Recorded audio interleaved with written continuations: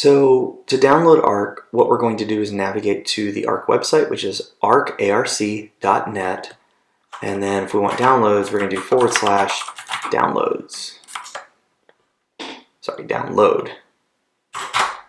And that's going to bring us here. Now, I'd like to remind you that if you're on a Mac, most likely you're not going to have any issues downloading ARC.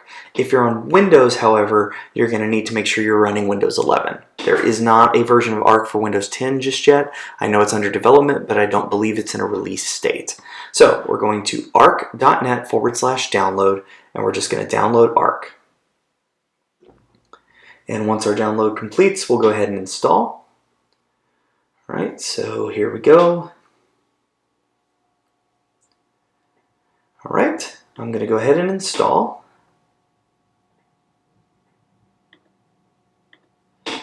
And then I'm just going to drag this to the applications folder. Once I've done that, I can go ahead and unmount any versions of ARC that I have here for the install tool.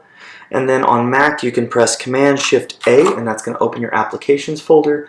And I'm just going to drag ARC right out here to my dock so that I can have it ready and easy to access. So I'll go ahead now, and I'm going to go ahead and click on ARC and open it up for the very first time, and we'll go from there. If you get any kind of security warning on Mac, you can go ahead and say open. We can trust this application. And this is what you should see the first time you open ARC.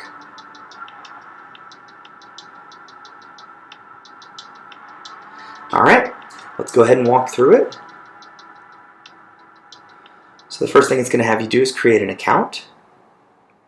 I already have an account, so I'm going to go ahead and sign in. But if this is your very first time using ARC, go ahead and create an account, agree to their terms and services. And once we've signed in, I'll go ahead and start the next tutorial right after sign-in.